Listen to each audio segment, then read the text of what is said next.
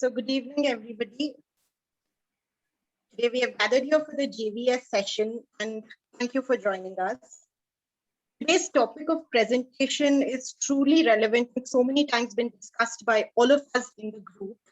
So now I just would like to request Mr. Srinivasan Tirumurthy to kindly introduce our eminent speaker today. Over to you, Mr. Srinivasan. Thank you, Tripti. Good evening to everyone. So it's a pleasure, and I'd like to invite Mr. Ramesh Kauta on behalf of FDPPI. So Ramesh, having a very rich IT experience, he has joined NABARD as a Chief Technology Officer to lead various technologies like IoT and artificial intelligence. He was a CISO for GE South Asia till 2017 and responsible for IT risk and governance.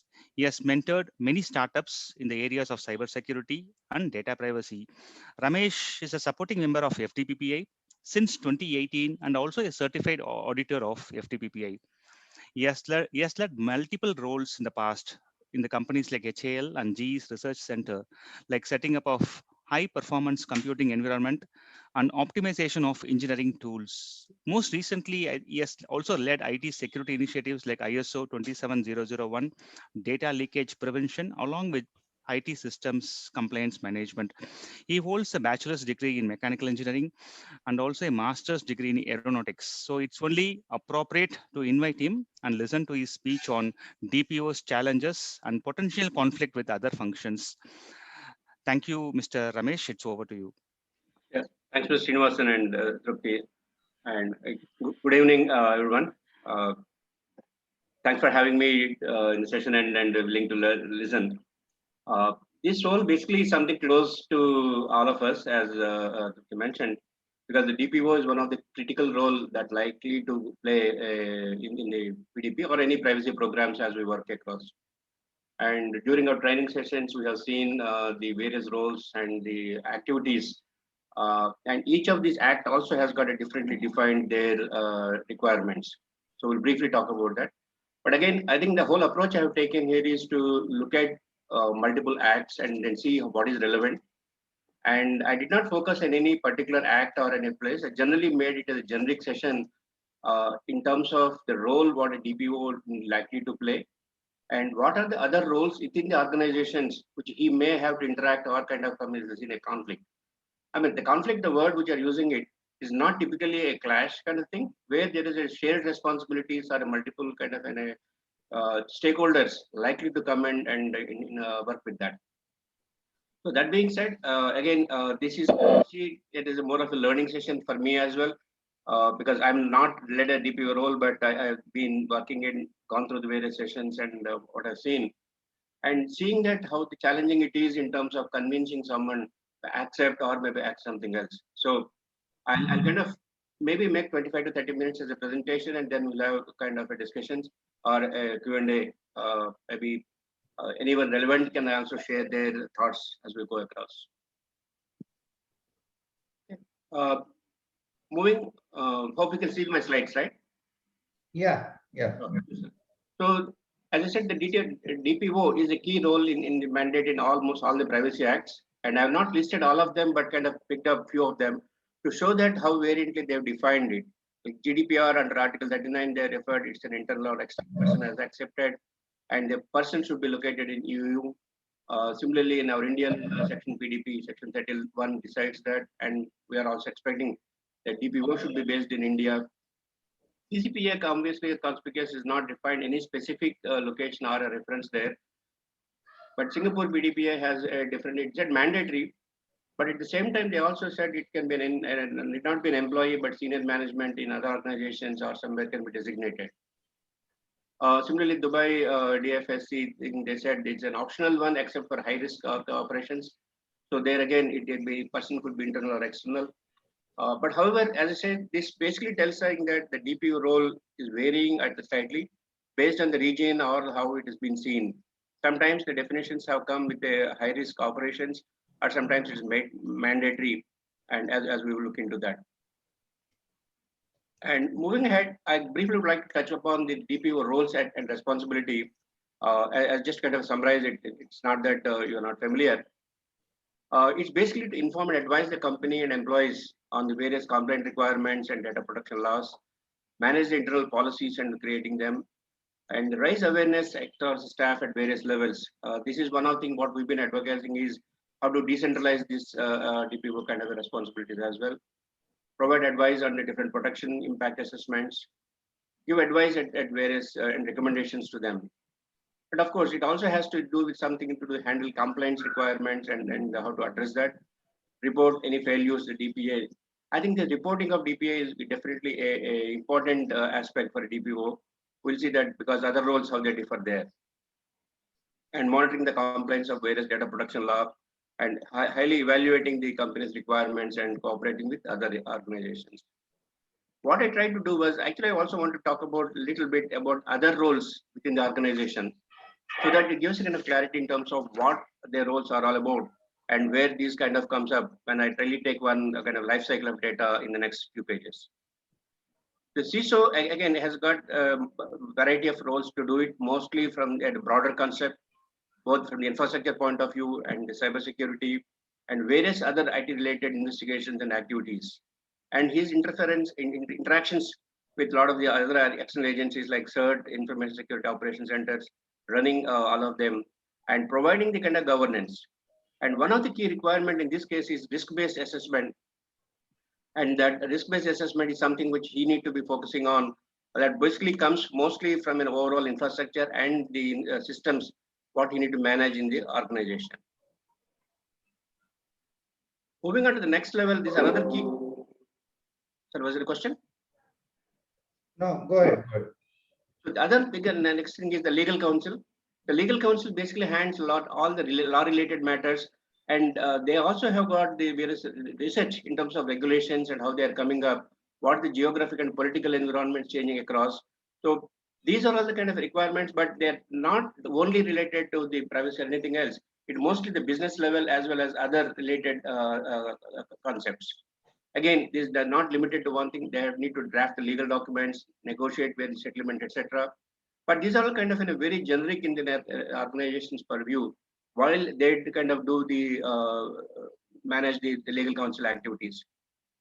The next one is also another key role, which is again a compliance officer within the organization. This compliance officer role is basically to implement or ensure that the compliance required from various agencies, federal or state or any kind of regulations need to be met, keep reporting them and plan those requirements and ensure saying that the organizations what that they are in are compliant with various laws. Because any non-compliance can lead into the multiple penalties and create a challenge to the organization in sustenance as well. Because that is something which they may not be able to afford. Of course, various company communications ensuring saying that the employees are also kind of signed in and available.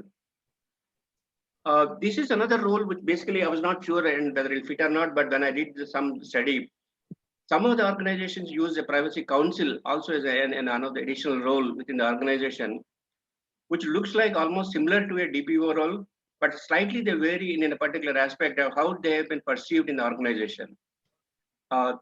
They're not in an operational mode at any point of a time. I mean, this is my understanding about the compliance role. But however, they also kind of cut across multiple domains and multiple systems to understand and then implement it. But these are all kind of mostly advisory in nature, providing kind of required information at time to time, but providing the kind of the assistances in various levels at a management and a higher organizational level. But they also kind of overlap much with the DPO as they kind of look into that. Now, what I tried to do was just kind of take one example or kind of create a data lifecycle. I won't say that this is exact data lifecycle in any of the organization, but a representative in nature.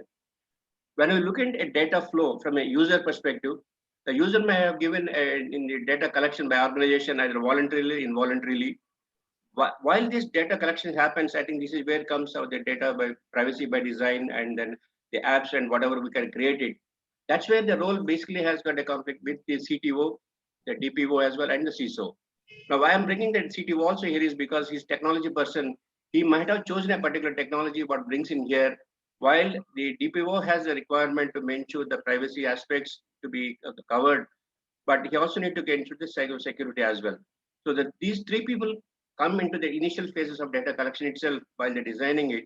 So this is here, I would see that a kind of a potential where each of them may have their own requirements driving in these organizations, but which may have got a challenge in terms of one from the development point of view, incorporating the features and the complexity that might come in as they build the applications. The next level is internal, already kind of built in the data processing, which comes basically with the anonymization or maybe pseudonymization required and encryptions to protect the data. So that's kind of internally built into the process. The next is, of course, data analysis, which is kind of either routine algorithm driven or maybe kind of a process program, but that's the kind of a place where the data kind of lives in.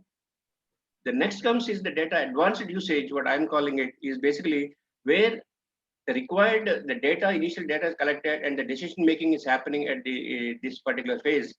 And during this phase, this is a purpose-driven analysis. With one way calling a purpose-driven analysis, we are saying that the data is collected for a particular reason, and the reason is being managed and maintained here, either providing a service or offering a kind of an deliverable, or maybe kind of looking at the service designated. But once that completes into that, it goes into decision-making base, maybe based on that data, either it can be a loan or maybe any service or any acceptance into the things. Those things will kind of get into that process. And of course, eventually it goes back into the data storage or a backup. And that's where I think the CTO and CISO will basically come in terms of providing the storages and securing them and ensuring saying that they are all kind of in a given securely kind of stored. The process, etc., now will be mostly with the technology side of it. Though DPO has an oversight in here, most of the kind of responsibility in this case, I assume, would be these two gentlemen, CTO or CISO. And of course, the last phase of these things, which I would say a challenge is about that when by inadvertently the data gets sold by hackers or threatened or any data breaches, that's where the CISO and will have to take action and step in and coordinate with the various organizations and see how it happens. So he will report it to certain. The DPO also comes here in terms of there is a data privacy or any privacy related data included that he will be involved. Now I'll go back to the data advanced stage usage of it. Here is something else which happens is if there is no consent or there is no acceptance, the advanced analysis being conducted by the organizations by either using de-anonymization or pseudonymizations, etc. This is where the data is being used by various people to do a marketing or a promotional activity.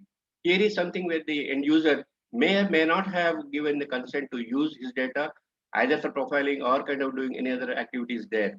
So this is again goes back to the same user in one form or the other by kind of marketing or giving kind of advertisements or selling the information there. This is where we see that how the data is being used and how the individual privacy may be kind of used it in one way or the other. And obviously once this cycle kind of goes back, now the user may have his own grievances and the grievances cycle actually brings back by either it could be unauthorized usage of data or not complying with his request being met or profiling it, any number of them. I've not listed all these kind of activities, but this is where I think now the three people come in. The DPO need to address the grievances and the chief legal officer as well as the chief compliance officer may also have to kind of look into the requirements based on the breach or what need to taken care of it. So obviously here the DPO has a responsibility to go back at a DPA and then maybe report out in case of any breaches and then work with them to ensure that there is a complaints or maybe what happened and to kind of provide into that. Now here I'll move on to the next thing. Here is again, of course, this is the slide chart I've taken from Navi sir. Is the personal and non-personal data, how it comes up. At organization level, there is kind of two levels of them. But as a DPO, you are responsible mostly on the personal data kind of area where this is limited to that. But a CISO will have a responsibility overall at the non-personal and organizational things. And that's where CISO has most of a technology person will coming in. And the DPO will be mostly in the law and technology related, including the public relations. With this, I have also slightly moving into the next role is the engagement of the DPO in the organization. I'm not reading the slide, but basically he requires to be engaged from the step one in terms of the where the data and controllers are coming in. So from there onwards, the DPO need to be provided with various resources, manpower, and how they use it. Perhaps DPO also requires to have no interference in his engagements and working together. And then he also need to have access to wherever the issues are related to processing need to be done, various guidelines. And of course, DPO need to maintain a secrecy in terms of the data and additional things, and where the DPO may also do an additional roles in the process. So the DPO will be coming into either one of these regular cycle of phases where he kind of looks into that and steps in. This is an example. I think we picked it up from the GDPR area. Given that the DPO's place in the organization basically has come, as seen in the earlier slides, he has an integral part within the organization structure, and he should be reporting to the highest management at any given point of time. This is most critical because as we've seen that at every level, he need to collaborate with the other 4 or 5 seniors, which typically equally has the same right of proposals. If he's reporting to them, that's where we see a conflict or arising for his transactions. And timely involvement of the DPOs is one of the key requirements within the organization. And this is where I think if he is reporting to someone else, he may not be able to get that visibility and the importance to work with it. One of the areas which I have come across with after reading multiple places is the interest between the DPO responsibilities and other duties need to be segregatedly taken care, because we said in some cases the DPO can be a designated person. So in case he's sharing his responsibility, one of the area he need to be careful is if his duty itself is kind of compromising or kind of coming in the way to handling his own responsibilities at any given time. That's where I think one of the biggest challenge to the DPO is in case he accepts the additional responsibility, one, he might even not get enough time to do the job. Sometimes he may not be able to focus enough as well. But that's where the person who really can dedicate and then give that responsibility should be considered for this role. And a couple of areas where the guidelines for the DPO to kind of avoid is to have him, he should not be a short-term contract or a person, because he not having a business knowledge will definitely create a shortcoming in terms of understanding the business requirements and what how he need to proceed and advise the organization at any given point of a time. So his role should be kind of fairly long enough so that he'll be able to understand or comes to the background of business, so that he'll be able to kind of contribute very well within the organization. And DPO should not be reporting to a direct superior. And here I'm suggesting that he should not be at least reporting to CISO, because he's got a really conflict with these individuals, but he should be reporting directly to the top management, because he need to have access to them. At the same time, he also need to independently act. So if he's under a CISO, I think it's slightly difficult for him to report. And more specifically, the DPO should be able to manage his own budgets. It's like any other CXO position. He should be allocated money to kind of coordinate and have the resources to handle those activities. If this is again dependent on that, the budget allocations for this function could be a bit of challenge. Yeah, DPO himself should not be a controller. I mean, we all are aware of that, because he might bias the operations as well, and he will not be able to do the justice for what it takes. And the organization should have a dedicated staff as well, because if he's time sharing with any of the other functions, obviously he may not get the right resources, right, at a bit better time. So obviously he may not be able to kind of get the investigations done or the assessments completed wherever he need to work on. Now, I'll slightly briefly touch upon in the next 2 pages about the skill requirements. And again, I know this is one of the areas where we are all looking at and how these skills happen. As we've seen in the previous 4 roles, like where they're specialists in IT or technology, or more specifically, this DPO role particularly need to have the background of all expertise, or at least awareness of various aspects of legal and data compliance and audit and securities. But he may not have been an expert, but at least you need to know where and how it's going to function and how it works. Either that's where I think, as the FDPPI booked up, the knowledge of data protection legislation across the domains, like including GDPR and other similar national laws, that he should be aware of it, so that while his organization is interacting and working with multiple people, he will be able to consider what is actually working well and what not, and he can see the conflicts and how to defend the organization. Monitoring the compliance is one of the key areas. So that means saying that how to recognize the compliance, whether meeting or not meeting, because he need to make an independent judgment about that assessment, whether it's fitting to his requirements or not. And operational application of the privacy laws. This is something which he need to be aware across, So again, this is where one of the idea is broad knowledge about multiple systems, multiple laws will be helping him. Understanding about computer systems, how it works, because as is seen initially when you're really designing the data privacy or design by privacy, you need to know what requirements is asking for. Again, you need to have a clarity while interacting with the CTO or the other system people. And of course, I'm not reading all of them. Conducting data protection impact assessment. This is one of the critical area where he should be able to identify the required assessments and criteria, and then see that how the criteria can be met. And this is where I think his exposure to some of the audits and systems knowledge will be helpful. And of course, as I said earlier, and I think if he is kind of a multi-country operational kind of a thing, the DPO requires need to know the other countries' operations level as well as the compliance requirements as well. And that's something which he need to be ensuring that he or she will be able to adhere to. This will be my last slide. And of course, the skill requirements, the technical and organizational measures you need to understand. Ensure the specific knowledge about industry specific knowledge is something you need to gain over a period of time. This is where I think where the suggestion was the individual who is coming into the role should not have a short stint with the organization, because he may not be able to bring any expertise. If at least if he's kind of exposed in the organization for a time, his overall experience in terms of the knowledge and the way business behaves, he'll be able to kind of contribute in this segment there. Again, the data privacy and other various kind of activities, I think he need to know into that. But of course, one of the kind of key requirement for him would be as an ongoing and advanced trainings on a regularly continuous basis. This training is something which is very critical for the organization, and his own awareness at time to time as regulations change, the conditions and other impacts will also be coming as a very handy.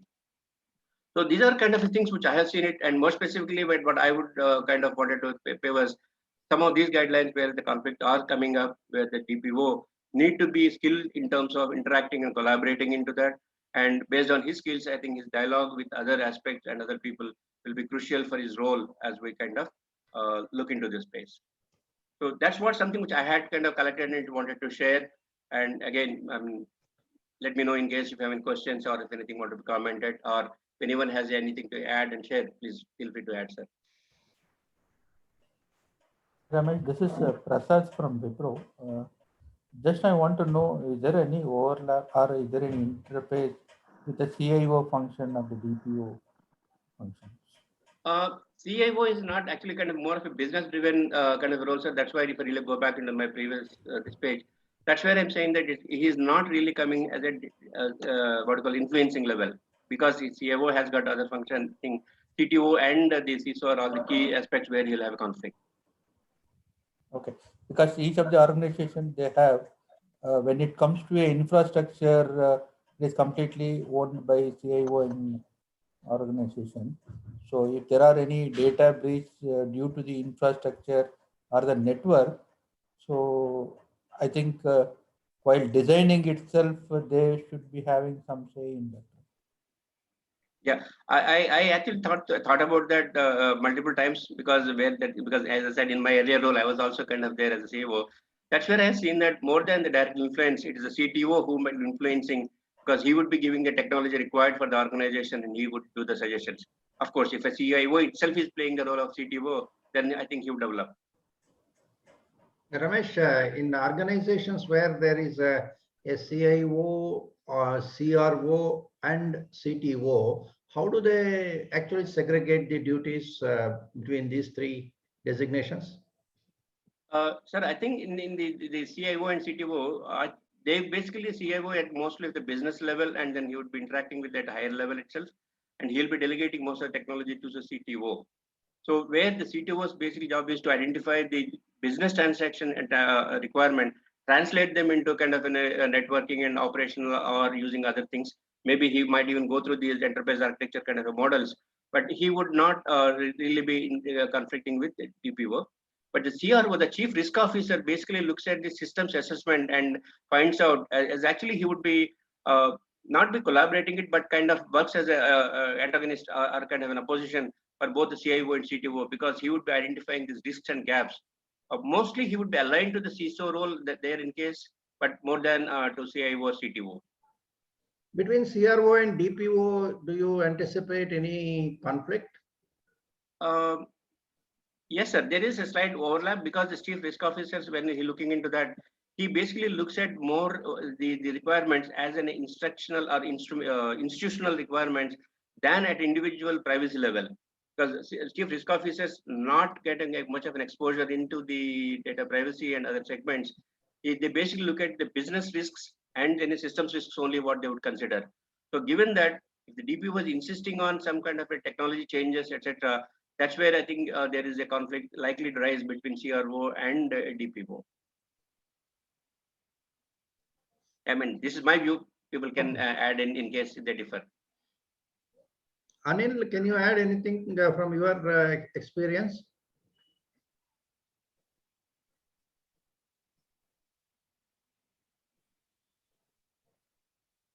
Mr. Sudarshan? Yes. Yeah, can you add from your experience about this role segregation between these multiple CXOs? No, I have mostly audited small company. Even yesterday we were auditing a company where CISO is also the DPO. Small companies cannot afford so many designations, so many people. Yeah. I don't have experience at this level, no, of a large company. I have not done any audits. Okay. Right. I think, sir, I think even there, I think what the suggestion generally is, the CISO should not be having the DPO. Maybe he can designate it to someone else. But yeah, that could be one a small change, I would say. Yes. But generally in the CISO community, how are they actually accepting the entry of this new designation called DPO? Any discussions have happened within the CISO community? Anybody can contribute to that? I think it's not a choice of the company. There are in Europe there are fines applied. When the CISO was also DPO, the authority has applied fines because there is a conflict of interest. It may not be the choice of the company. It may be the choice of the information authority also. Okay. Ruchika, I worked for a friend's company for their EU GDPR compliance in the first quarter, and what they have done is that instead of giving the DPO role to any technical person, they have assigned the DPO role to the quality assurance team. So the person who's heading the QA has been asked to take over the role of the DPO as well. They do not have so much dealing with respect to personal data, as in the volumes are not very high, but that is how they have taken the role of DPO to be. Okay. I think you brought up the interesting point there. In the data privacy side, I don't think only volume matters, but the kind of a sensitivity of the information itself. So when they're giving it a quality assurance, I think we can understand why they're given it. But at the same time, I think unless he's fully trained about the role, perhaps he may have a problem in the long term for the organization. So you're right, sir. The QA lady is not very happy taking it up, but sometimes employees don't have much of a choice when it comes from the CEO. So they have to, the training has happened, and we did a whole exercise of DPI and everything we did. So I've assisted with that. She's not very happy on taking up the role because she understands the work involved and the urgency of the matter, because everything has to be handled in 24 hours. And things have to flow in a particular manner. Breach notification has to go. All policies have been made, but implementation of policies becomes another issue. Making of policies is one problem, but once the policies are made, the implementation is going to be a very time consuming job, and so she's not very happy, but she doesn't have much of a choice there.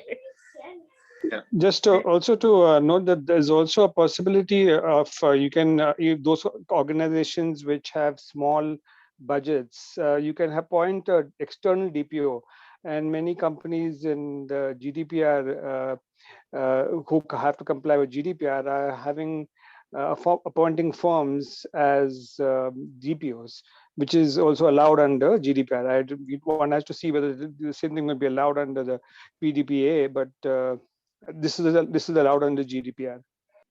In a large manufacturing company, particularly the one which is into Industry 4.0 scenario, would the HR manager and the CIO have a more relevant responsibility to be called a DPO?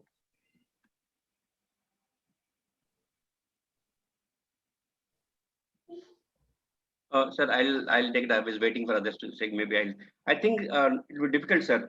They should not be taking it up because the manufacturing side of it and HR has got other responsibilities, where the human relations and the unions, etc., come in the manufacturing segment. Both the CIO and HR will have a different roles to play there. If they take up the DPO positions, they would slightly get biased because they can use against the individuals, or maybe they might kind of not able to do respect. No, I'm not talking of a combined designation. That is pulling out persons from HR and designating the DPO activity.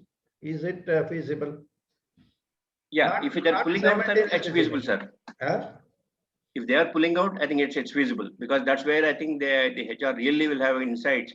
If he's doing an independent job there, obviously he'll do the justification for his DPO. And that's my view, sir. Yeah. Others should also contribute. Mr. Anil, would you like to say anything on any of the things which Ramesh has discussed? Are you able to hear me? Yeah. Okay, because there was some problem last time I tried unmuting. I haven't got unmuted. So okay. Yeah. Yeah, very crisp and nice presentation by Ramesh. And yes, there are challenges of a DPO role with other roles. There are overlapping, there are conflicting things. And I think a couple of EU judgments we've also seen where the judiciary has pointed out the conflict of interest and they have charged some penalties. But when you really look at the organization, these are going to be challenged to have a separate DPO role per se. Now, if you take an example which I myself have faced in my earlier organization, before my current organization got taken over by somebody. So I was a CISO and they wanted me to play the role of DPO. So I said I may not be able to do the justice to the role. One of the very important thing as a DPO that you need to have competencies in legal risk assessment and legal matters. And typically GDPR also has clearly stated that in the regulation. So I said, if you nominate me DPO, probably I will be able to help the data privacy impact assessment and suggestion of controls more from a kind of CISO role. But when it comes to client facing DPO, or if the regulator asks you to say, okay, prove whether this person is competent enough in this legal framework, then it would be a challenge because you can't give any evidence of my legal competency per se. So from that perspective, when I look at DPO role, it needs to have some kind of a good legal standing, at least through experience or through certifications or through some education or training. Then probably it can be with something like the chief compliance officer kind of a role, along with the DPO role can be looked at. That's what my view is. Okay. Navi sir, I just want to add Srini here. Yeah, tell me. Ramesh, thanks a lot for the nice presentation. Thank you so much. Sir, Navi sir, in my experience, there was not a conflict, but sometimes I get information security is also, I use them as a final gateway, because if a software or a product which collects any personal data, it comes to information security for the business impact assessment. So they also route to for data privacy assessment. So sometimes I use them as a final gateway in my experience. And in my organization, DPO is designated, it is coming under the job family of legal, though we have a separate chief legal officer. The chief compliance officer also plays the role of DPO in my organization. So I just want to add that, sir. Yeah. So perhaps the industry is yet to come to some kind of a decision on who is the best person who is suited for this DPO role.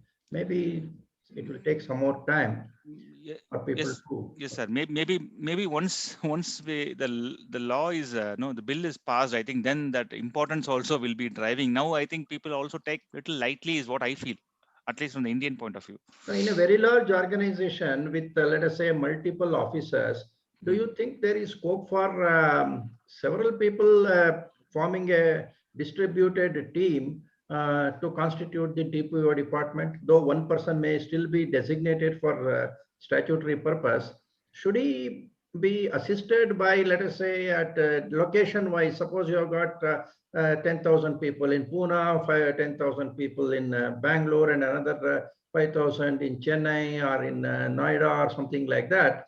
Is it good for the management to decide on sub DPOs on either location basis or on some other logical basis and have a chief DPO? Is it what we may go into in future in data oriented companies?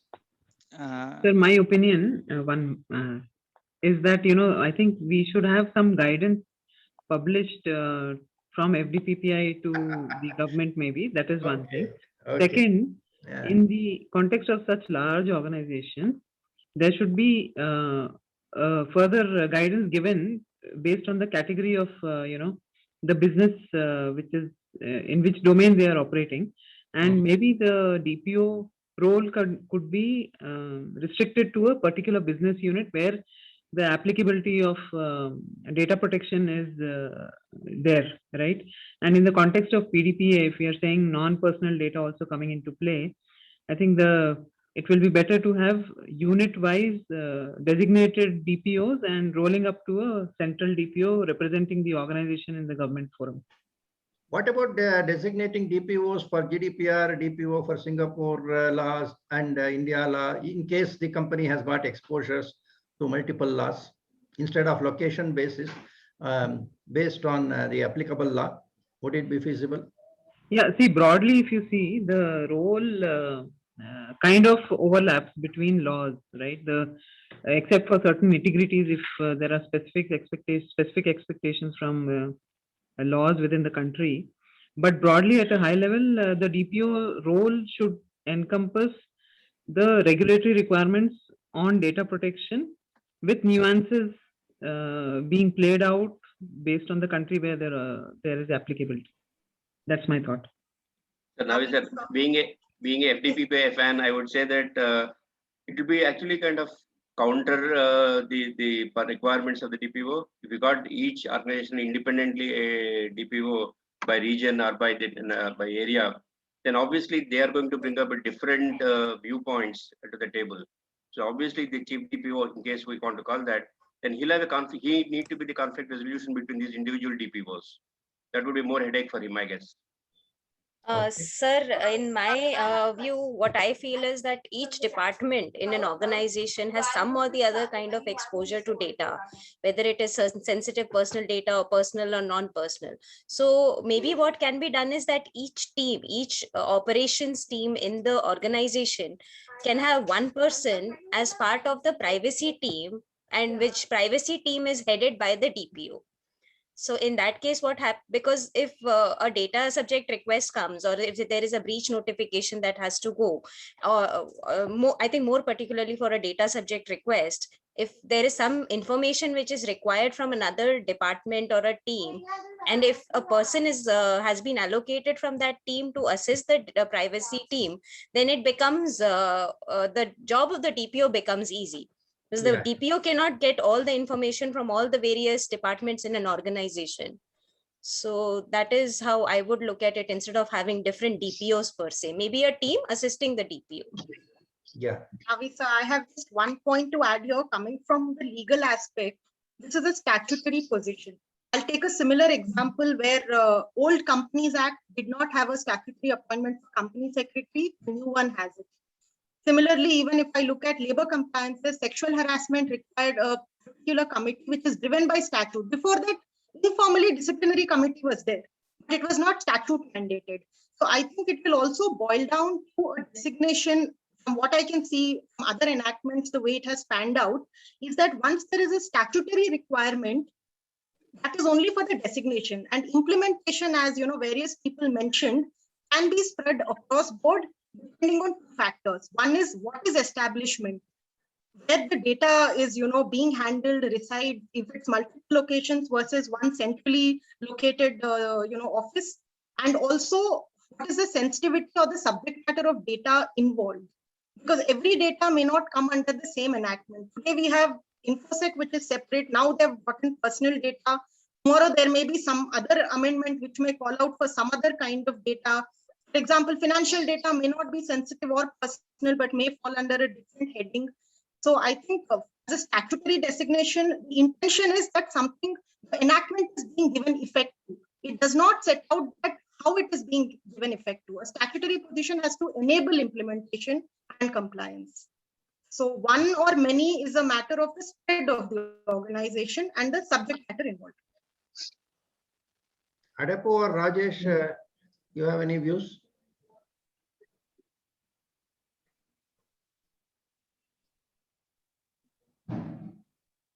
Anil here again.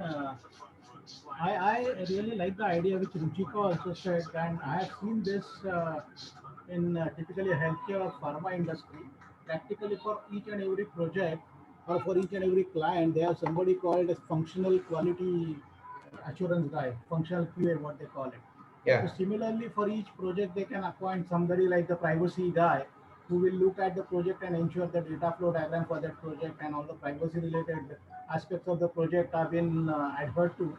And that person then can help the DPO to conduct the overall DPI, looking at the each project level DPI. So I think that would be a good idea to really look at implementation of this privacy compliance. Yeah. Now, in case if, sorry, sir, earlier, I think we discussed this one being a distributed responsibility of Correct, data. correct. Yeah. So yeah, I think this is actually leading to that. So Yeah. obviously, I think in PDP assessment, that's what we actually suggested, I guess. Sir. Yeah. You can call them Sir, as one thing. privacy champions or something, and also motivate people, and they will be actually understudies to develop into the DPO position on a later day, because this requires some commitment by the persons. Not all people will be happy to be privacy champions, those in technology and others. A few may have that aptitude. So if you create such opportunity that within each project or within certain limited area of operation, if you can call somebody as a functional coordinator or a privacy champion or something like that, these people will be able to feed the information to the data protection officer. That is one thing. Secondly, they themselves will in due course develop into the role of a DPO with a lot more experience also. So I think it is good for organizational development that we create such understudies and ensure that at the place where the data is being processed, in that department, there has to be somebody who is observing what is happening. Otherwise, sitting at a distance, the DPO will find it difficult to understand what is happening in different departments. That is one issue which we need to take care. So now we suggest Srini, just to add, I think in my organization, I think it has happened unintentionally. Like for HR function, they had appointed a person called privacy coordinator who ensures the privacy requirements within the HR functions, because being an employee data, they keep handling a lot of sensitive information as well as personal information. So, and this person, though he is not a DPO or like that, but he talks to the data privacy team to ensure the privacy requirement within the HR function is taken care of. Yeah. So as you rightly pointed out, invariably he also gets that expertise of data privacy topics. Yeah, that's true. Yeah.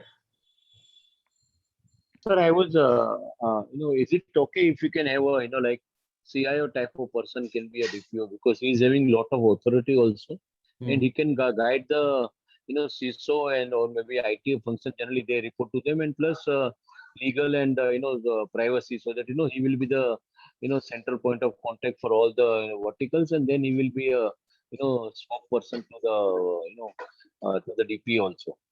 Because if the C-level people is there, that makes a lot of weightage, according to our experience always says.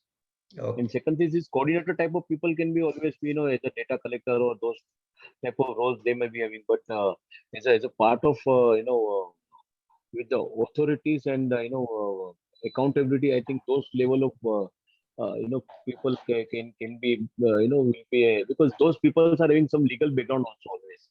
CI type of people, they are always, legal background, and plus, IT also they reports. We have seen many of the, organizations. Okay. Any other point which Ramesh discussed? Is there any? Sir, one question or rather something that comes to my mind, of course, Mr. Kauta, to you also. Now, we all spoke about how there should be a spread and there should be committee. Now, what is the purpose? I see a slight overlap in all the responses, knowledge versus conflict, because the same conflict cap can also apply to people sitting in the committee, because they all also would be involved in multiple functions. Yeah. Yeah. Any other views? That is what I think Tripti is suggesting, is that we do look at Apex governance committee, where exactly again the business, others, they will all be there with conflicts. The CISO will be there.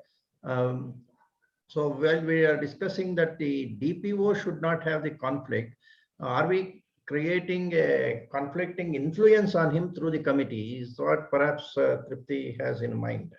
Am I correct, Tripti? Yes, Mr. Navi. Yeah, Mr. Ramesh, any thoughts on that? No, I think Tripti, you aptly nailed it, I guess. Yeah, definitely we're having a committee is definitely a challenge. That's the reason we are calling or asking DPO to be an independent person, so that without influence, he'll be able to make a decision. So you're right. If really forming a committee to assist him or maybe follow up his instructions, that's a different one. But if a committee is formed to handle this DPO responsibility or kind of guide him, then obviously, yes, he get influenced very well, because the other positions are equally strong within the organization. It would be counterproductive. So I think because I come from an audit perspective. Most of you are very senior auditors of different subject matters here. Any individual can only report basis the information given to him. Your findings will rely on the information provided. So if I'm getting that information, assuming hypothetically I'm the DPO, I will only act on the information I'm getting, which now is a question of whether how much conflict or not. But I also agree with what Navi sir said, that I think this will pan out across statutes as and how the law becomes more, streamlined. Yeah, so that's where I think one of the requirements for the DPO skills is the DPO should also have the capability to look for the evidences and then kind of get into the audit methodologies as well. Because if he's only relying on the data given it, he would be doing the only compliance role, because he knows that what he got is available. But based on that, if he does an answering, then obviously he'll not be able to do justification. So yeah, so he need to bring in a perspective of an audit. Maybe he need to look for some kind of the evidence, so that he'll be able to kind of get that thing done. So that's where the DPO differs with the rest of the roles. Is he's kind of like, as Navi sir rightly said, is a Gary Sobers. So he has to be an all-rounder. He need to know everything. He need to have that visibility. He need to push back and even challenge them, so that he'll be able to get the right perspective about it. So, great, sir. Yeah. See, why we sometimes suggest this committee is that, see, when things have to be done in other departments, see, the head of the other department can become a stumbling block for the DPO, while the DPO should be given all the authority to take decisions. Implementing those decisions, ultimately, if you don't facilitate the cooperation of the other departments, could lead to a problem. So if you have a committee in which, let us say, an independent director from the board is there and the CEO is there, and as long as the CEO and the board has respect for the DPO, things will perhaps be smooth in terms of implementation. Otherwise, and also we say that the DPO has to monitor the activities of the entire organization. And for monitoring the entire organization, he has to get information from the divisional heads. If there is a committee which meets periodically once in 3 months or once in a month, then the different business heads can share the developments in their respective areas of operation in the committee, so that this data protection officer will be able to understand what is happening. And then, of course, he should not hesitate to challenge the other department people as far as the data protection is concerned. But the committee will help him to gather information directly from the heads of each division. And when things have to be implemented, he can actually fire on the shoulders of these other divisional heads, is what I have been thinking. But people like you who have actually worked in the organization will know the equations. There may not be one single solution for all companies, because it may depend on the CEO himself, how strong he is, how committed he is to the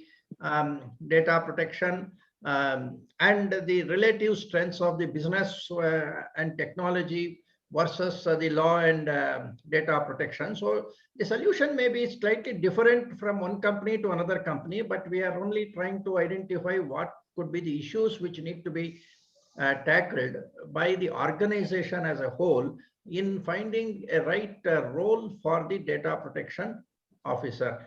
And if you have an external consultant assisting the DPO, of course, in India, we will be having an employee as the designated DPO. So it will not be perhaps a GDPR kind of a situation where the entire responsibility will be held by an outsider.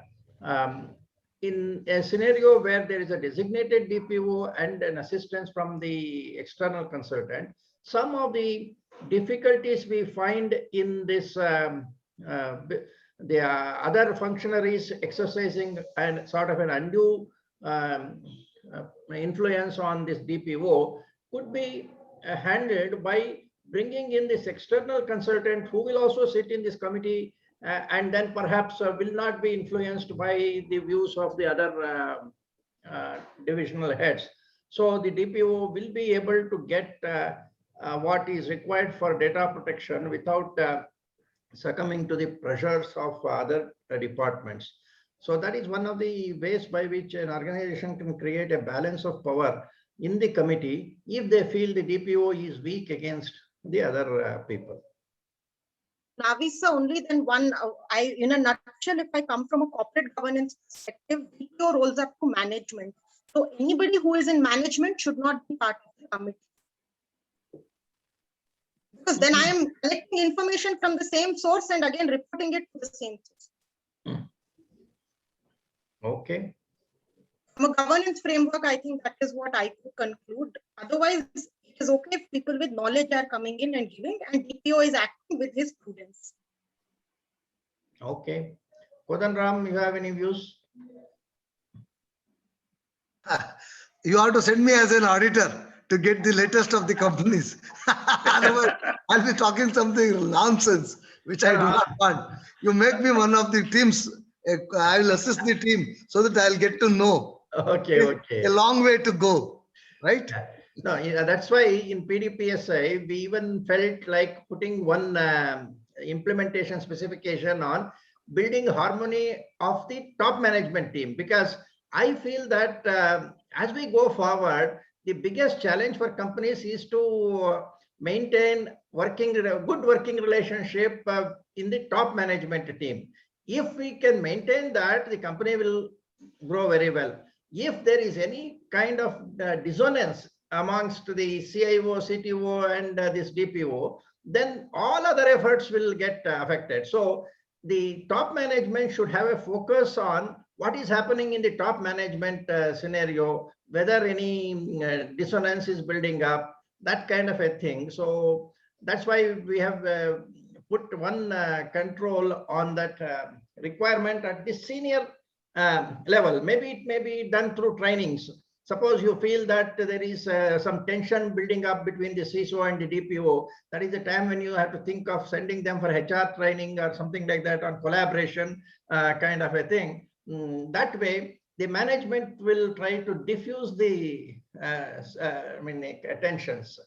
Okay, so we have indicated that that is one of the requirements of data protection, though it appears that what is data protection to do with building harmony of the senior management, but I feel Nothing can be done in an organization if there is no harmony in the top management, whether it is technology or anything else.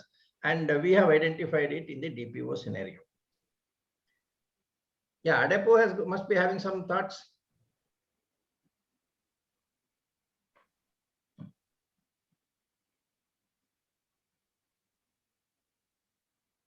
Yeah, anybody else?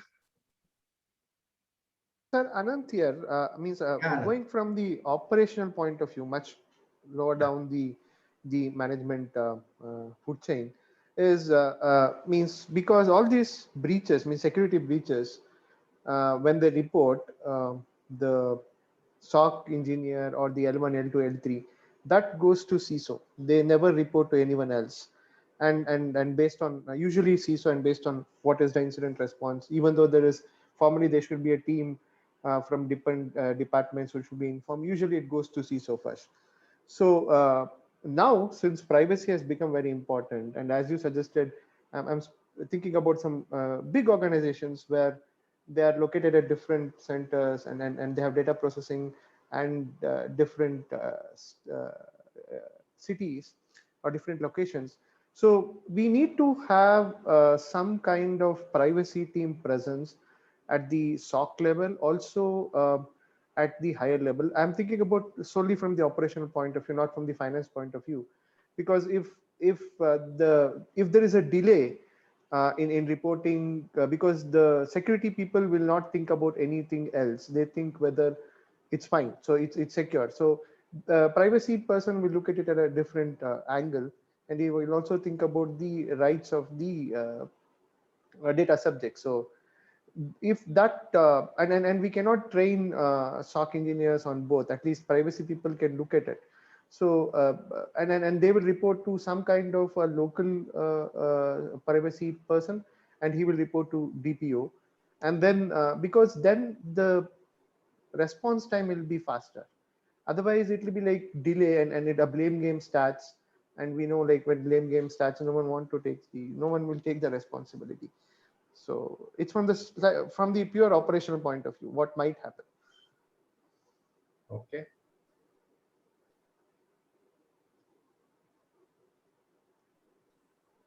Yeah, Trupti. I think just like most compliances, again, maybe here also a committee framework, SOP, or a governance framework would help. Typically, how in InfoSec we have an incident management reporting timeline and all of that set out. Something similar will come even if there is a personal data breach. And those timelines have to be met. Most times, as of now, they're agreed under contract. I think most of us agree in what one standard across board is that business days don't count. It's just the number of days. The working days concept doesn't exist in a breach situation of data or information. So I think those kinds of things have to be mandated into a policy to meet timelines from a delivery perspective, as well as from a data incident reporting perspective. Navi sir. Yeah. Now, if there are no questions, you can close the session. Okay. Well, thank you. And now I would like to just request Mr. Adipu to, deliver the vote. Thanks for today's session. Okay. Thank you, Tripti. Sir, are you able to hear me? Yeah. Okay. Yes. Good evening, everyone. Before proposing a vote of thanks, I would like to put some thoughts on the subject what Mr. Ramesh did. In banking industry, when RBI mandated all the banks to appoint a CISO, they picked up the current in charge of the IT function and put it as a CISO without understanding the expectation of the CISO specifically from the regulator point of view. Subsequently, RBI has to fine-tune the whole process, and now there is a better stability. The same way, when PDPA comes into effect and the DPO role has been evolved over a period of 2-3 years, then only we'll be able to see the clear picture of the where DPO going to fit into, what is the quality, what is the services he can render. That is one aspect. And secondly, now from our discussion, we come to know that we should have a privacy champion or a coordinator at each department level. But from my experience of the 35 years, no one will be ready to take additional responsibility owned about the currently what they are already doing it. If you see organizations, particularly in banking, everybody is already, I'm totally occupied it. So that will be one more challenge for the organizations to specifically designate a people at each department level. Idea is good. That is a way to do the best. But implementation is a challenge for the organization. Finally, this importance of DPO role and this expectation has to be made aware at the board levels. A company may be small or big, unless board come to a clear understanding about this particular aspect and the law, that down the line implementation will be a bit difficult. So these are my thoughts, and I take this opportunity to express our sincere thanks to Mr. Ramesh for his wonderful idea sharing, and he has given rise to a fruitful discussion among the teams present here, and he has very clearly brought out the conflict areas where DPO, upcoming DPO role going to face in the organizations, irrespective of small or big. And he has clearly explained where are all the points a DPO has to play in the data flow across the organization, and understanding the thin line between private data and non-privacy data, also a big challenge for a DPO. And if somebody want to take a DPO role, after listening to Mr. Ramesh, definitely they will be a bit afraid. If it is so complicated or so expected, then they may go a step backward. But as things evolve and come to a very clear picture in the every level of the implementation in the organizations, a time will definitely come to stabilize and fruitfully design this DPO role. And I also thank all the participants in this discussion and contributing to the idea sharing on this joint JVP occasion. Thank you, everyone. Have a nice time. We'll be meeting again next Wednesday. Thank you. Thank you, sir. Thank you. Thank you, Ramesh. Thank you all. Thank you, everybody. Bye. Thank you, everyone. Thank you, Thank Ramesh. you. Yeah. Thank you, sir. Yeah. Thank you, everyone. Thank you. Thanks. So today I will send those articles back to you. Okay.